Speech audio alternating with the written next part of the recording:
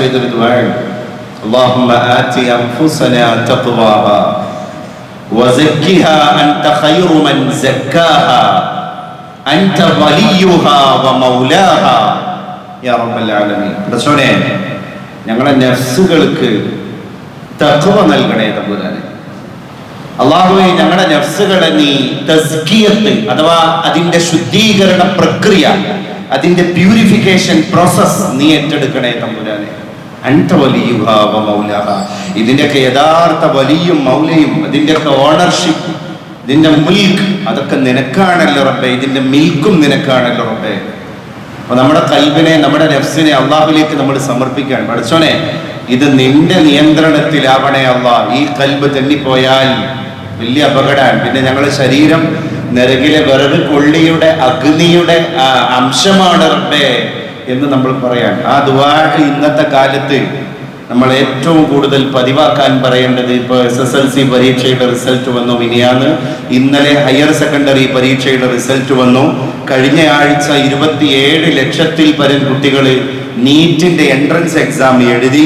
അങ്ങനെ ഒരുപാട് ഉപരിപഠന ശ്രേണിയിലേക്കുള്ള നമ്മുടെ കുട്ടികളുടെ റിസൾട്ടുകൾ, അവരുടെ പരീക്ഷയുടെ അനന്തര ഫലങ്ങൾ പുറത്തു വരുമ്പോൾ അവരിങ്ങനെ തുരുതുരാ ഓട് എവിടെയെങ്കിലും ഒരു സീറ്റ് കിട്ടണം. അവർക്ക് പഠനമാണ് പ്രധാനം, ശരിയാണ്. നമ്മുടെ കുട്ടികളൊക്കെ നല്ല നിയത്തോടു കൂടെ തന്നെയാണ് പഠനത്തിലേക്ക് ഇറങ്ങിത്തിരിക്കുന്നത്. പക്ഷേ പല കുട്ടികളൊക്കെ ചില ജൽപ്പനങ്ങൾക്ക് വശംബദ്ധരായിട്ട് അറിയാതെ വഴിമാറി സഞ്ചരിക്കുന്നു. നമ്മൾ എന്തിനു പറഞ്ഞയച്ചോ അത് നേടാതെ മറ്റെന്തോ ആയി തിരിച്ചു വരുന്നു. അപ്പൊ അങ്ങനെയുള്ള ഒരു കാലത്ത്, പണ്ടത്തെ കാലത്ത് തെറ്റാന്ന് അറിയായിരുന്നു, ചെയ്യണത് തെറ്റാന്ന് അറിയായിരുന്നു. ആ കുറ്റബോധത്തിന്റെ പുറത്തായിരുന്നു തെറ്റ് ചെയ്തിരുന്നത്. ഇന്നത്തെ കാലത്ത് അങ്ങനെയല്ല. തെറ്റാണെന്ന് അറിയൂല, തെറ്റാണെന്ന് അറിയാതെ തെറ്റ് ചെയ്തുകൊണ്ടിരിക്കുകയാണ്. അപ്പൊ ഈ കാലത്ത് ആ ദുആക്ക് ഒരുപാട് പ്രസക്തിയുണ്ട്. പടച്ചോനെ, ഞങ്ങളുടെ നഫ്സുകൾക്ക് നീ ഭയഭക്തി നൽകണേ അല്ലാഹ്. അൻത ഖൈറു വസക്കിഹാ, അതിനെ നീ തസ്കിയത്ത് നടത്തണേ അല്ലാഹ്. അൻത ഖൈറു മൻ സക്കാഹാ, ഞങ്ങളുടെ നഫ്സുകളെ ശുദ്ധീകരിക്കാൻ, ഞങ്ങളുടെ കൽബുകളെ വിമലീകരിക്കാൻ നീയല്ലാതെ മറ്റൊരു അവകാശി ആരാണ് തമ്പുരാനെ? കാരണം അൻത വലിയുഹാ വമൗലാഹാ, നീയാണ് ഞങ്ങളുടെ ഉടമസ്ഥൻ, നീയാണ് അതിനെ ഏറ്റെടുക്കാൻ ഏറ്റവും ഔചിത്യമുള്ളവൻ നീയാണ് റബ്ബേ. അതുകൊണ്ട് ആദ്യം ഞങ്ങൾക്ക്, ഞങ്ങളെ മക്കൾക്കൊക്കെ നീ തഖ്വ നൽകണേ അല്ലാഹ് എന്നാണ് അതുമായിട്ട് അർത്ഥം. കാരണം നമ്മളൊക്കെ നമ്മളെ കുട്ടികൾക്ക് പറഞ്ഞു കൊടുക്കേണ്ട കഥകളുടെ സാരാംശം അതാണ്. പഴയ കാലങ്ങളിൽ മതത്തിൽ നിന്ന് മാറി നിന്നതിന്റെ പേരിലും അള്ളാഹുവിന്റെ പ്രവാചകന്മാരുടെ പ്രബോധനങ്ങൾക്ക് വശംബദ്ധരാകാതെ അള്ളാഹുവിനോട് നന്ദികേട് കാണിച്ചതിന്റെ പേരിലൊക്കെ നടന്നുപോയ ഒരു ജനതയ്ക്ക് അള്ളാഹുനാഥനായ തമ്പുരാൻ കൊടുത്ത ശിക്ഷകൾ അത് ഇന്നും നമുക്ക് പാഠമാണ്. അതുകൊണ്ടാണ് നിങ്ങളൊക്കെ ഭൂമിയിലൂടെ സഞ്ചരിക്കണം എന്ന് അങ്ങയുടെ അനുയായികളോട്, അങ്ങയുടെ സമുദായത്തോട് അങ്ങ് പറഞ്ഞു കൊടുക്കൂ നബിയേ. എന്നിട്ട് ഈ സഞ്ചരിക്കുന്നവരെ നിങ്ങൾ നോക്കണം. അള്ളാഹുവിന്റെ പ്രകടമായ ദൃഷ്ടാന്തങ്ങളെ പോലും കളവാക്കി നടന്ന അവിശ്വാസികൾക്ക് അള്ളാഹു കൊടുത്ത ശിക്ഷ എന്തായിരുന്നു എന്ന് അവരൊക്കെ ഭൂമിയിൽ സഞ്ചരിച്ചിട്ട് പഠിക്കട്ടെ. ഇന്ന് നമ്മൾ ഈ ഹോളി ലാൻഡ് യാത്രകളൊക്കെ പോകുമ്പോൾ, മറ്റുള്ള സ്ഥലങ്ങളിലൊക്കെ യാത്ര പോകുമ്പോൾ എത്ര നഗരങ്ങൾ ഈ സാക്ഷി ശിക്ഷയുടെ ബാക്കിപത്രങ്ങളാണ്. അവിടെയൊക്കെ ഈ പൂർവ്വകാലങ്ങളിലെ അള്ളാഹുവിന്റെ കോപാഗ്നി ഇറങ്ങിയതിന്റെ ബഹിസ്ഫുരണങ്ങളെ ചരിത്രത്തിന്റെ രചകരേഖകളിലൂടെയും ആ മണ്ണുകളിലൂടെയൊക്കെ നമുക്ക് കണ്ടെത്താൻ കഴിയും. ഇപ്പൊ ജോർദാനിലെ ഒരു സ്ഥലമുണ്ട്, പെട്ര എന്നാണ് ആ സ്ഥലത്തിന്റെ പേര്, PETRA, പെട്ര. ആ സ്ഥലം ഇന്ന് വിഖ്യാതമായത്, അല്ലെങ്കിൽ അത് സുപ്രസിദ്ധിയുള്ള സ്ഥലമല്ല, അതിന് ശരിക്ക് കുപ്രസിദ്ധിയാണ്. എന്ന് പറഞ്ഞാല് നെഗറ്റീവ് പ്രസിദ്ധിയാണ് അതിന് കിട്ടിയത്. അതിന് നെഗറ്റീവ് പബ്ലിസിറ്റിയാണ് കിട്ടിയത്, അതിന് പോസിറ്റീവ് പബ്ലിസിറ്റി അല്ല കിട്ടിയത്. അതെന്താണ്? ഇപ്പൊ ജോർദാനിൽ താമസിക്കുന്ന ആളുകളുടെ കുഴപ്പമല്ലത്. അത് പൂർവ്വകാലങ്ങളിൽ സ്വാലിഹ് അലൈഹി സ്വലാത്തു വസ്സലാമിന്റെ ഒരു ജനത, സമൂദ് ഗോത്രം, മലകൾ തുരന്ന് പർവ്വതങ്ങൾ തുരന്നൊക്കെ വീട് വെച്ചിരുന്ന ആജാനുബാഹുക്കളും ആരോഗ്യ ദൃഢഗാത്രരും ആഴവും പരപ്പുള്ള വലിയ വലിയ ഭൂമിയിലെ ഭീമാകാര ജീവികളായിരുന്ന ബൃഹത്തായ മനുഷ്യന്മാരുണ്ടായിരുന്നു. ആ നല്ല കായബലമുള്ള മനുഷ്യന്മാര് ഭൂമി തുരന്ന് മാളങ്ങളിലൊക്കെ വീട് നിർമ്മിക്കുക, വലിയ വലിയ എന്ന് പറഞ്ഞാല് അവരുടെ കൈക്കരുത്തും മെയ്ക്കരുത്തും ഒക്കെ അങ്ങനെയായിരുന്നു. പക്ഷെ ആ ജനത അള്ളാഹുവിന് വഴിപ്പെട്ടില്ല, അള്ളാഹുവിനെ അംഗീകരിച്ചില്ല, അവരെ അള്ളാഹു ശിക്ഷിച്ച ഒരു സ്ഥലം പെട്ര നഗരത്തിന്റെ പരിസരങ്ങളിലുണ്ട്. അപ്പൊ ആ സ്ഥലങ്ങളിലൂടെ നടക്കുമ്പോ നമ്മൾ വേഗത കൂട്ടണം. പരിശുദ്ധ റസൂലുള്ളാഹി സ്വല്ലല്ലാഹി അലൈഹി വസല്ലം തങ്ങൾ തന്നെ പണ്ട് അള്ളാന്റെ അദാബ് ഇറങ്ങിയ ചില സ്ഥലങ്ങളൊക്കെ കാണുമ്പോ ഇവിടെ നിന്ന് നമ്മൾ വേഗം പോകണം. ഈ സ്ഥലം നമുക്കൊരു ഇബറത്താണ്, ഒരു പാഠമാണ്, ഒരു ഉപദേശമാണ്, അതിൽ നിന്ന് നമ്മൾ പാഠം ഉൾക്കൊള്ളേണ്ടവരാണ്. അങ്ങനെ കുറെ സ്ഥലങ്ങളുണ്ട്. പ്യൂംപി ഇറ്റലിയിലുള്ള ഒരു സ്ഥലമാണ്. അന്നേ അവിടുത്തെ ആളുകളൊക്കെ തന്നെ അവിഹിതമായ ബന്ധങ്ങൾ എന്ന് പറഞ്ഞാൽ കുടുംബ ബന്ധങ്ങൾക്ക് പ്രാധാന്യം കൊടുക്കാതെ അവിഹിതമായ ബന്ധങ്ങളിൽ ആറാടിയ ആളുകളായിരുന്നു. അങ്ങനെ അവര് ആ പ്യൂംപി എന്ന് പറയുന്ന സ്ഥലത്തിന്റെ പരിസരങ്ങളിലൊക്കെ തന്നെ അവരുടെ മ്ലേച്ഛ പ്രവർത്തനങ്ങളിൽ ഏർപ്പെട്ടുകൊണ്ടിരിക്കെ അല്ലാഹു തആല അവിടുത്തെ പർവ്വതങ്ങളുടെ പരിസരത്ത് നിന്ന് വോൾക്കാനോ അഗ്നിപർവ്വതങ്ങളെയും അതുപോലെ തന്നെ ലാവകളെയും സ്മരിക്കുകയാണ്.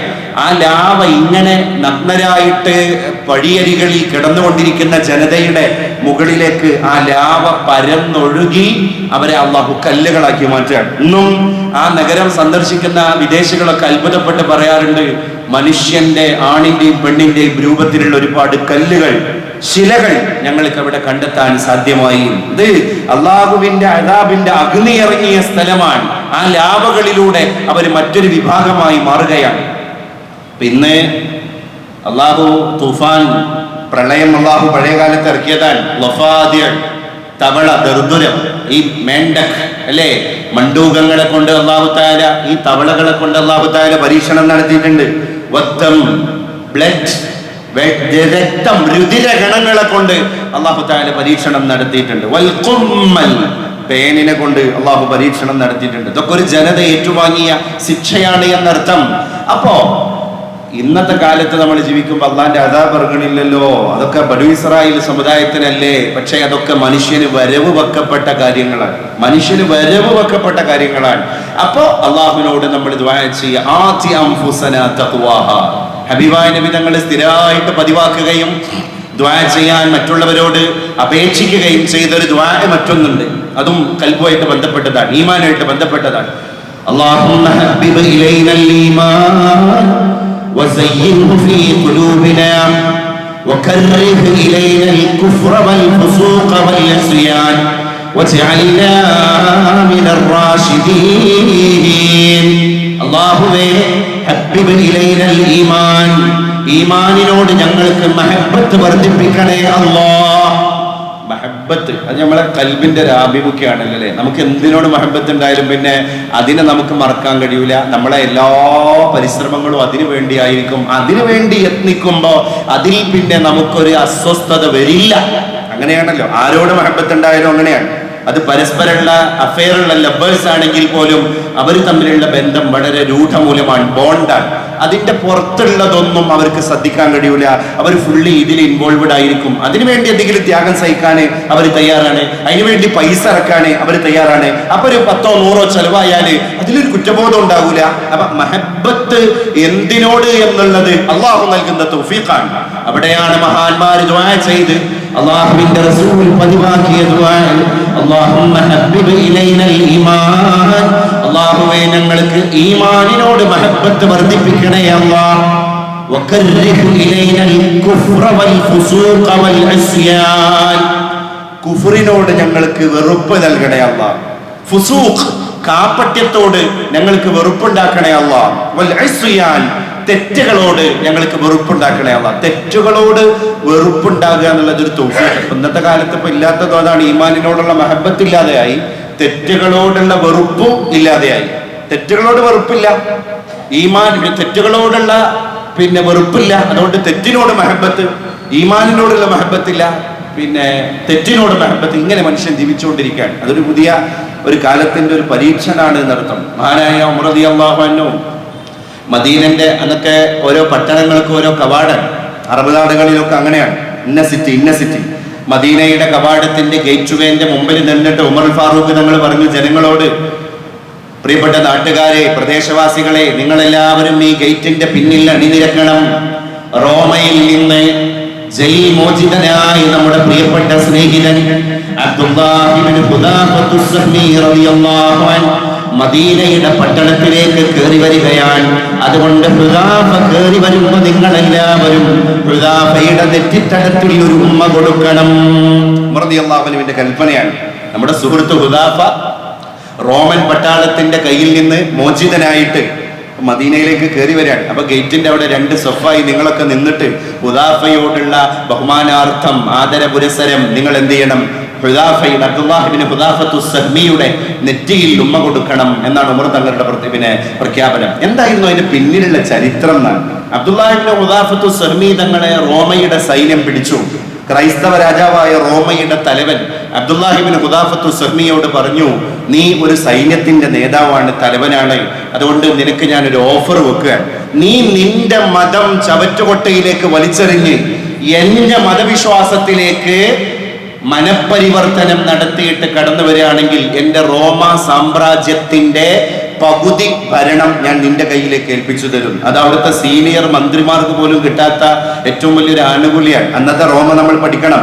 തുർക്കി അന്നത്തെ റോമയുടെ ഒരു എംപറിൽപ്പെട്ട സ്ഥലമാണ്. മാത്രമല്ല ഇറാഖ് അതിൽപ്പെട്ട സ്ഥലമാണ്, ഇറാൻ അതിൽപ്പെട്ട സ്ഥലമാണ്, ജോർഡാൻ അതിൽപ്പെട്ട സ്ഥലമാണ്. അങ്ങനെ ഒരുപാട് സഖ്യരാജ്യങ്ങളുടെ ഒരു കലവറയാണ് അന്നത്തെ റോം എന്ന് പറയുന്നത്.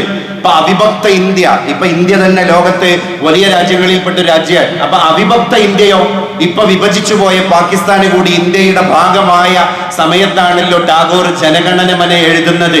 അപ്പൊ അതിൽ പഞ്ചാബ്, സിന്ധ്, ഗുജറാത്ത്, മറാഠ, ദ്രാവിഡ, ഉത്കല, ബംഗ, വിന്ധ്യ, ഹിമാചല, യമുന, ഗംഗ, ഉജ്ജല, ജലധി, തരംഗ എന്ന് ഇന്ത്യയുടെ ഒരുപാട് പ്രദേശങ്ങളെയും ഭാഷയെയും ചർച്ച ചെയ്യുന്നതിൽ ഇപ്പോഴുള്ള അവിഭക്ത ഇന്ത്യയുടെ ഇപ്പൊ പാകിസ്ഥാന്റെ ഭാഗമായിട്ടുള്ള ഒരുപാട് പ്രവിശ്യകൾ അന്നത്തെ ഇന്ത്യയുടെ ഭാഗമാണ്.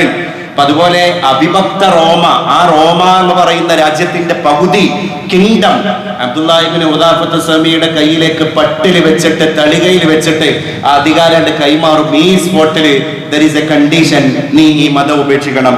അബ്ദുല്ലാഹ് ഇബ്നു ഹുദാഫത്തു സഹ്മി പറഞ്ഞു, എന്നെ കിട്ടൂല രാജാവേ, എന്നെ കിട്ടൂല.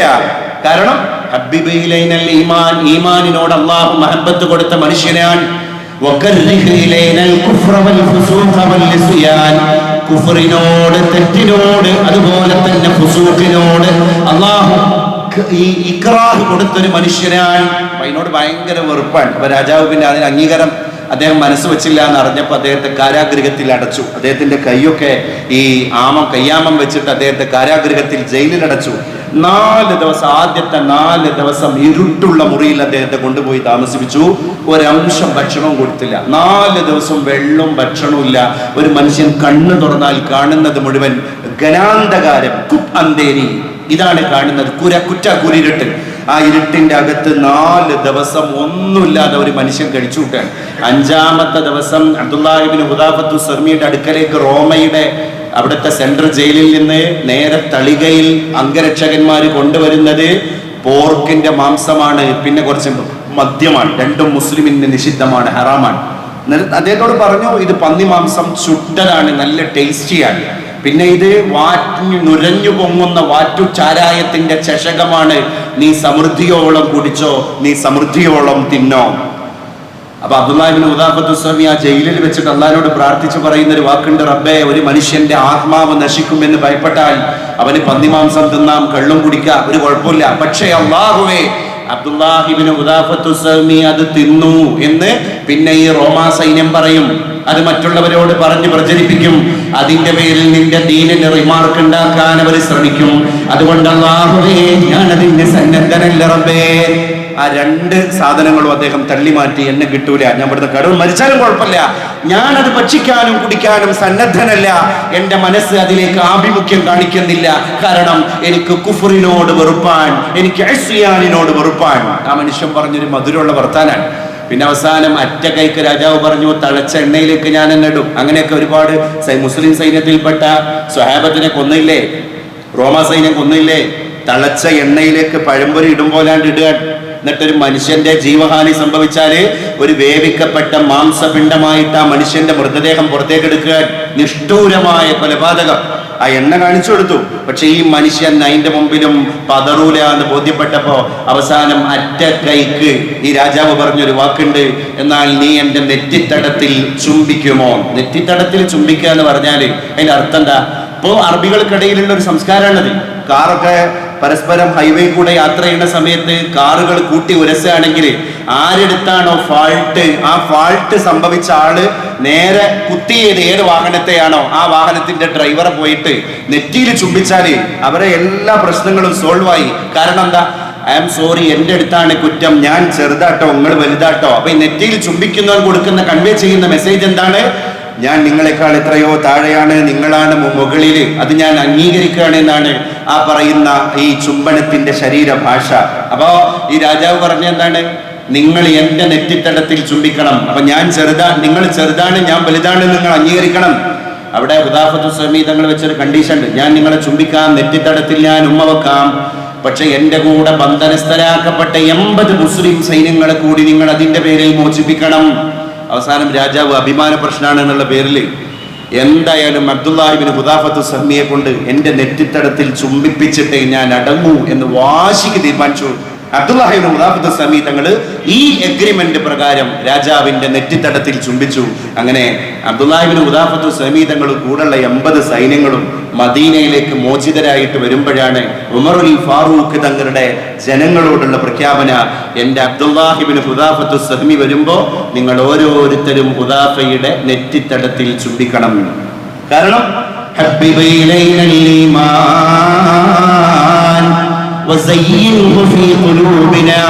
ഈമാൻ ഖൽബിന്റെ സീനത്തായി മാറുന്ന ഒരു അന്തരീക്ഷം ഒരു മനുഷ്യന്റെ കടന്നു വരികയാണ്. ഈമാൻ ഖൽബിന്റെ സീനത്താകുമ്പോൾ നന്മയോട് ഭയങ്കര താല്പര്യവും, പിന്നെ ഇസ്യാൻ കൽബിന്റെ മക്രൂഹായ ഒരു വസ്തുവാകുമ്പോൾ തിന്മയോടുള്ള ഭയങ്കര വിരക്തിയും ഒരു മനുഷ്യന് വരും. അപ്പൊ തിന്മയെ തിന്മയായിട്ട് കാണാൻ കഴിയുന്ന ഇന്നിപ്പോ അതൊന്നുമില്ല. ഇന്ന് ഒരു സമ്മിശ്ര പ്രതികരണമുള്ള ഒരു ലോകത്താണ് നമ്മൾ ജീവിക്കുന്നത്. അതുകൊണ്ട് നമ്മുടെ മക്കൾ പോലും ടോട്ടലി കൺഫ്യൂസ്ഡ് ആണ്. കാരണം അവർക്ക് എന്താ അപ്പൊ അങ്ങനെ ചെയ്താൽ എന്താണ് അല്ലെ?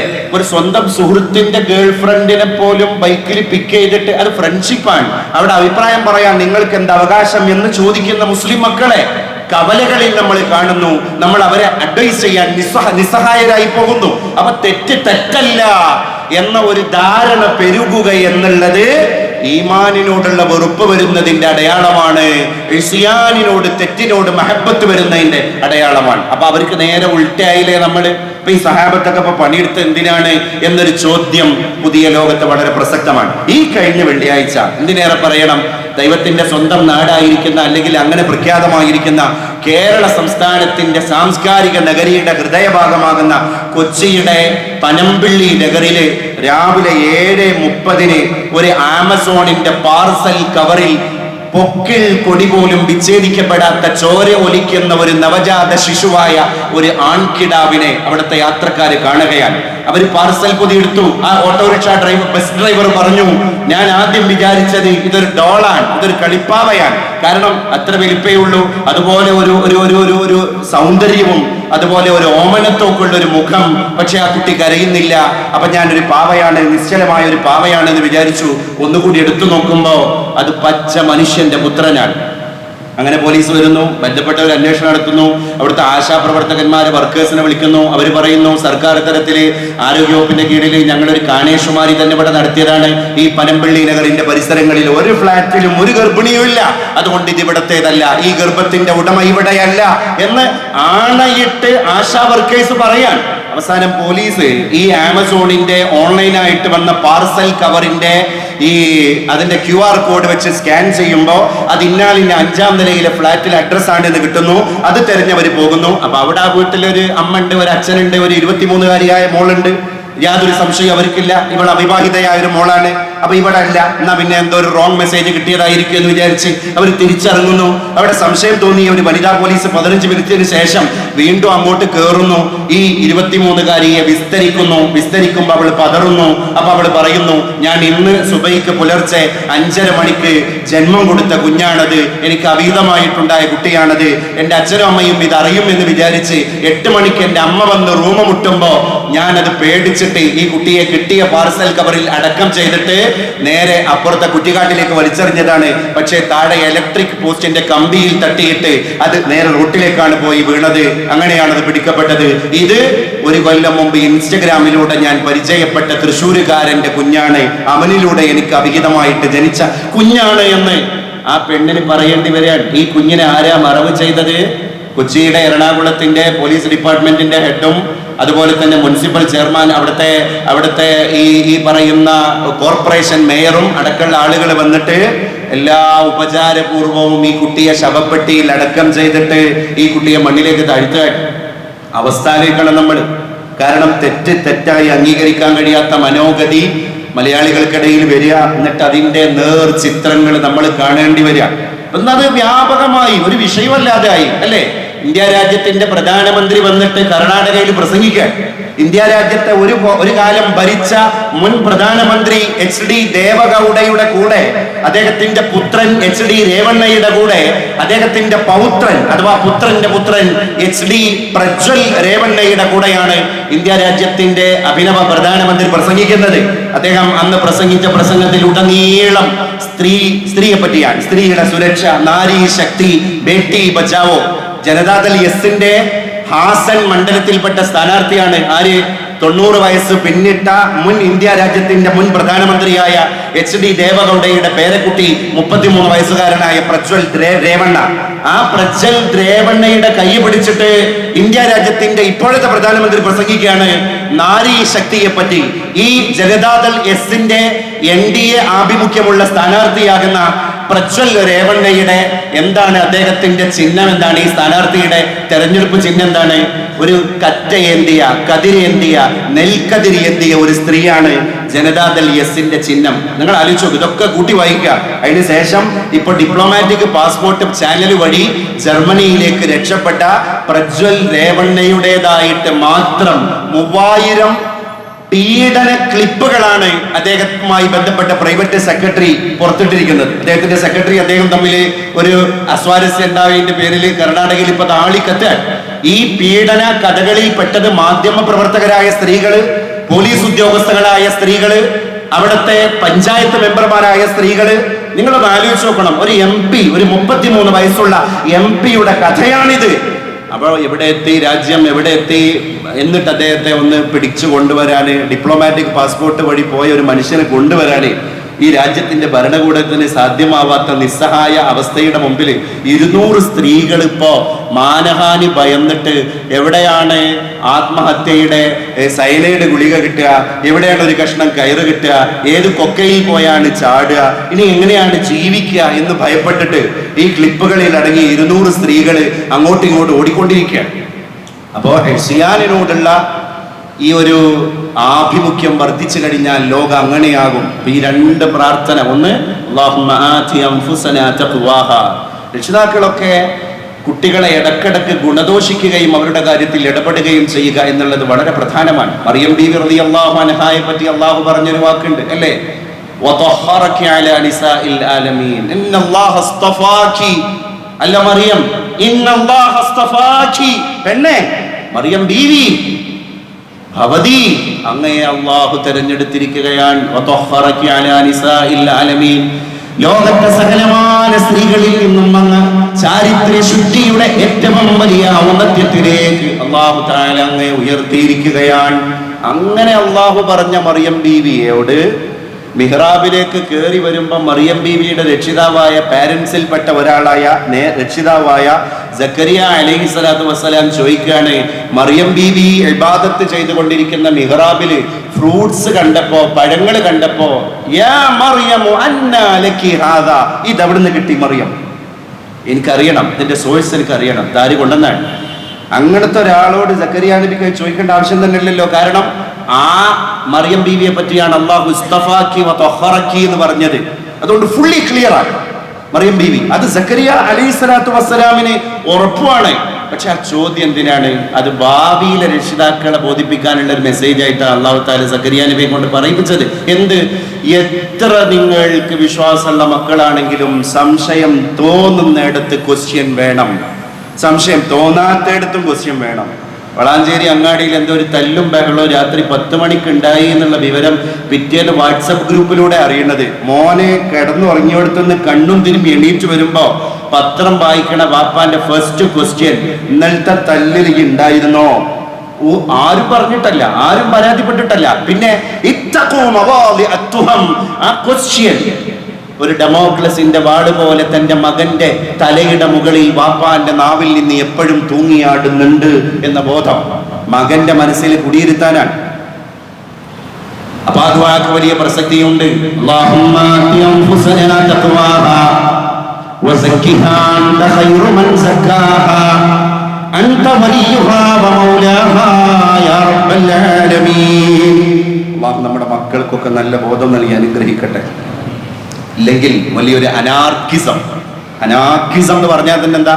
അരാജകത്വം എന്നാണ്. വീട്ടിലെ രാജാവാണ് ഉപ്പ, വീട്ടിലെ രാജ്ഞിയാണ് ഉമ്മ. അവര് ഉണ്ടായിരിക്കെ തന്നെ വീട്ടിലെ അനാർക്കിസം വരിക എന്ന് പറഞ്ഞാല് അവര് വരച്ച ലക്ഷ്മണ രേഖയിൽ മക്കളെ ഓർക്ക് നിർത്താൻ കഴിയാതാവുക. അപ്പൊ അരാജകത്വം അതിന്റെ മലയാള ഭാഷയാണത്. എന്ത്? രാജാവില്ലാത്ത അവസ്ഥ. അനാഥത്വം എന്ന് പറഞ്ഞാല് നാഥനില്ലാത്ത അവസ്ഥയാണ്. എപ്പോഴാ മലയാളത്തിൽ പറയല്? വാപ്പണ്ട് മരിച്ചു പോയാലോ പറയാ അനാഥൻ യതീം. ഇന്ന് വാപ്പ മരിക്കാതെ മക്കളെ പറ്റി അനാഥൻ എന്ന് പറയുന്നുണ്ടെങ്കിൽ അതിന്റെ ഏറ്റവും വലിയ മോശം നാഥനായിട്ടും നാഥനാകാൻ കഴിയാതെ മക്കളെ അനാഥനാക്കിയ വാപ്പാക്കാൻ അല്ലെങ്കിൽ ഉമ്മാക്കാൻ. ഈ അനാഥത്വമാണ് ഇന്നത്തെ ഏറ്റവും വലിയ ശാപം. ഏത്? ഉമ്മയും വാപ്പയും ഹയാത്തിലുണ്ടായിരിക്കെ മക്കൾ യതീമാകുന്നതാണ് ഇന്നത്തെ ശാപം. അല്ലാത്ത മക്കളെ ഏറ്റെടുക്കാൻ ഇവിടെ എത്തിങ്ങാനുണ്ട്. അല്ലാത്ത മക്കൾക്ക് കോമൺ സെൻസ് പഠിപ്പിച്ചു കൊടുക്കാൻ അമ്മമാരുണ്ട്, എളാപ്പാരുണ്ട്, മുത്താപ്പാരുണ്ട്. ബ്ലഡ് റിലേഷൻഷിപ്പിലും അല്ലാത്തടത്തും മഹല്ല് സംവിധാനങ്ങളും മറ്റൊക്കെ ഉണ്ട്. ഞാൻ പറയട്ടെ, വാപ്പി ഉമ്മ ഉണ്ടായിട്ട് യതീമായ കുട്ടിക്ക് കോമൺ സെൻസ് പഠിപ്പിക്കാൻ ഇവിടെ എന്ത് സിസ്റ്റം ഉള്ളത്? ആരാണ് ആ സിസ്റ്റത്തിൽ കൈ വെക്കുക? ആരോട് പറഞ്ഞാലും പറയില്ലേ വേണ്ട. ആ ബാപ്പനോട് പറയും അവസാനം ഞങ്ങളെ കുടുംബത്തിന്റെ കാര്യം ഞങ്ങൾ നോക്കിയോളാം, ഈ ഇടപെടണ്ട. ഈ ഇടപെടാൻ പോയ ഞാൻ വഷളായോ എന്ന് മൂന്നാമൻ ചോദിക്കൂലേ? അതുകൊണ്ട് നമ്മളെയും മക്കളെയും റബ്ബിനെ ഏൽപ്പിച്ചു കൊടുക്കേണ്ട ഒരു കാലമാണ്. അല്ലാഹു സുബ്ഹാനഹു വ തആല നമ്മളിൽ നിന്ന് സ്വീകരിച്ച് അനുഗ്രഹിക്കുമാറാകട്ടെ. ഈ വർഷം ഹജ്ജിന് പോകുന്ന ആളുകളുണ്ട്. അള്ളാഹുരുടെ ഹജ്ജൊക്കെ മഖ്ബൂലാക്കി കൊടുക്കട്ടെ. ഇവരുടെ യാത്രയൊക്കെ അള്ളാഹു വളരെ എളുപ്പമാക്കി കൊടുക്കട്ടെ. ബുദ്ധിമുട്ടില്ലാതെ മഖ്ബൂലും മബ്റൂറുമായ ഹജ്ജ്, ഉംറ, മനാസിക്കൊക്കെ നിർവഹിച്ച് തിരിച്ചു വരാൻ അള്ളാഹു ഭാഗ്യം കൊടുക്കട്ടെ. എല്ലാവരും അവിടെ പോയി നമ്മുടെ നാടിന് വേണ്ടി ദുആ ചെയ്യണമെന്ന് പോകുന്ന ആളുകളോടും അവരുടെ കുടുംബക്കാരോടൊക്കെ അറിയിക്കുകയാണ്. അതുപോലെ തന്നെ നമ്മുടെ മഹല്ല് കമ്മിറ്റിയൊക്കെ അതിൻ്റെ ഉളുഹിയ്യത്ത് നടപടികളൊക്കെ നേരത്തെ അറിയിക്കുകയാണ്. ബന്ധപ്പെട്ടവരൊക്കെ അതിലേക്ക് കടക്കണം. ഇൻഷാ അല്ലാഹ് സ്ഥിരമായിട്ട് നമ്മുടെ മഹല്ല് കമ്മിറ്റിയുടെ സംയുക്ത സംഘടിത ഉളുഹിയ്യത്ത് പരിപാടിയിലൊക്കെ ഷെയർ കൊടുക്കുന്നവരുണ്ട്, ഒരു ഉരുവിനെ മുഴുവനായിട്ട് കൊടുക്കുന്നവരുണ്ട്. അവരൊക്കെ അതിൽ അറ്റൻഡ് ചെയ്യണം. അതിൻ്റെ കൂടെ തന്നെ കഴിഞ്ഞ വർഷം നമ്മൾ ഉത്തരേന്ത്യയിലേക്കുള്ള ഉളുഹിയ്യത്ത് പരിപാടികളും അനൗൺസ് ചെയ്തിരുന്നു. അതിലേക്കും കുറേ ആളുകളൊക്കെ സഹകരിച്ചിരുന്നു. ഇൻഷാ അല്ലാഹ് നമ്മുടെ ഹിമായ ഓഫീസിൽ നിങ്ങൾക്ക് ഏൽപ്പിക്കാം, നമ്മുടെ കമ്മിറ്റി ഭാരവാഹികളെ ഏൽപ്പിക്കാം. അതുപോലെ തന്നെ ബന്ധപ്പെട്ട നമ്മുടെ ജീവനക്കാരെ മുഅദ്ദിൻ, ഹാഫിൽ, ഹംസ മൗലവി അടക്കമുള്ള ആളുകളെ ഏൽപ്പിക്കാം. ഇൻഷാ അല്ലാഹ് ഉത്തരേന്ത്യയിൽ നിർവഹിക്കുന്ന ഉളുഹിയ്യത്തിന് ഒരു ഉരുവിന്, ഒരു പൂർണ്ണമായ മൃഗത്തിന് 20,000 രൂപയാണ്. അതിൻ്റെ ഒരു വിഹിതത്തിന് 3,000 രൂപയാണ്. ഒരു ആടിന് ആണെങ്കിൽ 15,000 രൂപയാണ്.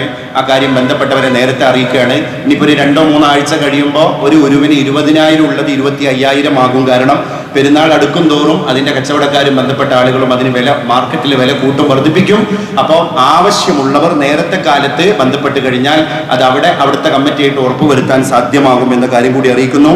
നമ്മുടെ അസ്മിയിലേക്ക് അൽബിർ പോലെ തന്നെ സംസ്ഥയുടെ കീഴിൽ പ്രവർത്തിക്കുന്ന 2 വിദ്യാഭ്യാസവും ഒരു അംബർലയുടെ കീഴിൽ നമ്മുടെ കുട്ടികൾക്ക് കിട്ടുന്ന മോണ്ടിസോറി വിദ്യാഭ്യാസത്തിന്റെ KG സെക്ഷൻ വളാഞ്ചേരിയിൽ ബുസ്താനുൽ ഉലൂം മദ്രസയിൽ വളരെ പ്രൗഢമായിട്ട് നടക്കുന്നുണ്ട്. ഉള്ളത് നല്ല ഭംഗിയിൽ നടന്നു പോകുന്നുണ്ട്. അവിടുത്തെ കുട്ടികളൊക്കെ തന്നെ ഈ പരിപാടികളായിട്ട് മുന്നോട്ട് പോയിക്കൊണ്ടിരിക്കുകയാണ്. അതുകൊണ്ട് അതിൻ്റെ നെക്സ്റ്റ് ബാച്ചിലേക്കുള്ള അഡ്മിഷൻ നടപടികൾ തുടങ്ങിയിട്ടുണ്ട്. ഇപ്പോൾ വെക്കേഷൻ സമയമാണ്, കുട്ടികളുടെ റിസൾട്ടുകളൊക്കെ വന്ന് തുടങ്ങുകയാണ്. അടുത്ത വർഷൻ്റെ കുട്ടി എവിടെയെന്നുള്ള ആദി രക്ഷിതാവിനെ ഇങ്ങനെ അലട്ടിക്കൊണ്ടിരിക്കുകയാണ്. അപ്പോൾ ഇത്തരത്തിലുള്ള അടിസ്ഥാനമുള്ള എന്ന് പറഞ്ഞാൽ മതബോധം നമ്മളെ കുട്ടികൾക്ക് കിട്ടുന്ന ഭൗതിക വിദ്യാഭ്യാസം രണ്ടും കിട്ടുന്ന കരിക്കുലം നമ്മൾ എപ്പോഴും ചൂസ് ചെയ്യണം എന്ന കാര്യം കൂടി നിങ്ങൾ ഓർമ്മപ്പെടുത്തുന്നു. അതിൻ്റെ കൂടെയാണ് നമ്മളെ ഇവിടെ പ്രവർത്തിക്കുന്ന അസ്മിയുടെ കാര്യം നിങ്ങൾ ഓർമ്മപ്പെടുത്തുന്നത്. എല്ലാവരും ആ കാര്യത്തിൽ ശ്രദ്ധ ചെലുത്തണം. അള്ളാഹു നമ്മുടെ മക്കളെയും നമ്മളെയൊക്കെ സുരക്ഷിതമായ ഭാവിയിലൂടെ സഞ്ചരിക്കാനുള്ള തൗഫീഖ് നമുക്കൊക്കെ ഒരുക്കി തരട്ടെ. അള്ളാഹു ആഖിബത്ത് നന്നായി മരിക്കുന്നവരിൽ നമ്മളെ ഉൾപ്പെടുത്തട്ടെ. അള്ളാഹു മഴ കൊണ്ട് ഇനിയും ഈ സമൂഹത്തെയും ഈ നാടിനെയും അനുഗ്രഹിക്കുകയും അലങ്കരിക്കുകയും ചെയ്യട്ടെ. വാഖിറു ദഅ്വാനാ അൽഹംദുലില്ലാഹി റബ്ബിൽ ആലമീൻ.